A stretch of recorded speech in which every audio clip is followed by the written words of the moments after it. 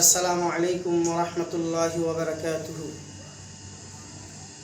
नहमदुहु व नुसल्ली अला रसूलिहिल करीम अम्मा बाद फ़अऊज़ु बिल्लाहि मिनश शैतानिर रजीम बिस्मिल्लाहिर रहमानिर रहीम। प्रिय देशवासी ও হিতাকাঙ্ক্ষী ও শুভাকাঙ্ক্ষী যারা আছেন, এই মুহূর্তে আমি যে কথাটুকু বলার জন্য বসেছি সেটা খুবই গুরুত্বপূর্ণ কথা। স্বল্প সময়ের মধ্যে কথাগুলো বুঝে নেওয়ার চেষ্টা করবেন। প্রিয় দেশবাসী ও হিতাকাঙ্ক্ষী যারা আছেন,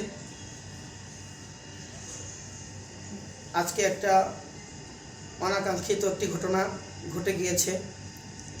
সেটা হলো বাংলাদেশের মধ্যে চুরি, ডাকাতি, ছিনতাই, বিভিন্ন ধরনের অপকর্ম চলতেছে। অপকর্মগুলো মানুষের মাঝে ছড়িয়ে যাচ্ছে।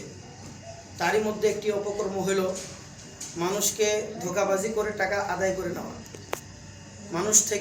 মানুষকে ধোঁকায় ফেলে মানুষকে ধোঁকায় ফেলে টাকা অর্জন করে নেওয়া। তো আমারই মাদ্রাসার একজন ছাত্রের নামে এক ব্যক্তি অনলাইন থেকে এমন একটা সিম ক্রয় করছে, যেই সিমটার দামই নাকি 4000 টাকা। সেই সিমের কোনো আইডি হয় না, নামও হয় না।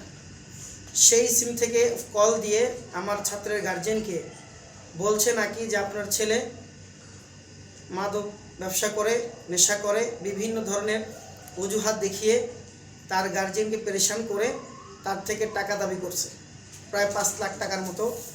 পরবর্তীতে সেই গার্জেন আমাকে ফোন দেওয়ার পর বলছে যে ভাই আমার ছেলেটা কোথায়, বা প্রাথমিক অবস্থায় এমন কান্নাকাটি শুরু করছে গার্জেনের, ওই ছেলেটার মা। খুবই অবাক হয়ে গেলাম। তো আমি তো প্রথম মনে করছিলাম হয়তো অন্য কিছু হইতে পারে, কিন্তু পরবর্তীতে বুঝতে পারলাম যে তার ছেলের নামে নাকি কেউ ক্লেম করছে এবং তাকে পুলিশে নিয়ে গেছে, পুলিশে মামলা দিছে 5 লাখ টাকার। বিভিন্ন ধরনের কথাবার্তা বলছে। তখন তার ওই ছেলের মাকে বললাম যে আপনি শান্ত হন, আপনি কান্না করেন না, কী হয়েছে আমাকে বিস্তারিত বলেন। তখন ছেলের বাবা এসে বলতেছে যে ভাই আমার ছেলে নাকি এরকম সে আটক করছে, তাকে পুলিশে ধরছে। তো প্রিয় দর্শক এবং প্রিয় দেশবাসী, আমি যে কথাটা বলতে চাচ্ছি, পরবর্তীতে সেই ছেলের বাবা আমাকে বলল, বোধহয় আমি তাকে খোলাসা করে বললাম যে ছেলে তো আমার কাছে, আপনি যেই প্রতিষ্ঠানে ভর্তি করছেন, যে প্রতিষ্ঠানে পড়তে দিয়েছেন, আগে সেখানে খোঁজ খবর নেবেন যে আসলে কথাটা কি সত্য কিনা, কথাটাকে যাচাই করবেন, কথাটাকে জাস্টিফাইজ করবেন, এরপরে আপনি কান্নাকাটি করবেন, অথবা কোনো পদক্ষেপ হাতে নিতে হইলে সেটা পদক্ষেপ হাতে নেবেন। কিন্তু প্রাথমিক অবস্থা আপনি কান্নাকাটি করবেন না, হিম্মত হারাবেন না, সাহস হারিয়ে ফেলবেন না, তাহলে এই চক্রগুলো আপনার টাকা অতি সত্ত্বে তাদের পকেটে ঢুকে যাবে। এই জন্য এই চক্রগুলো চাচ্ছে হুবহু মানুষের কণ্ঠ নকল করে। আমার ওই ছেলের গার্জেনকে হুবহু ওই বাচ্চার কণ্ঠ নকল করে শুনিয়েও দিয়েছে যে দেখেন আপনার বাচ্চা জেলে আছে, কান্নাকাটি করতেছে, আম্মু আমাকে বাঁচাও, আম্মু আমাকে বাঁচাও।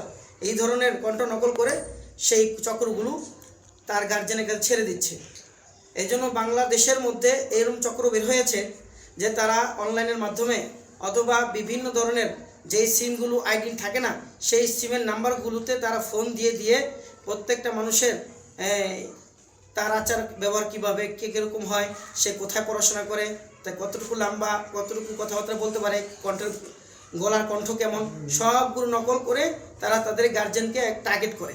সে টার্গেট করে তাদের থেকে টাকা হাতিয়ে নেয়।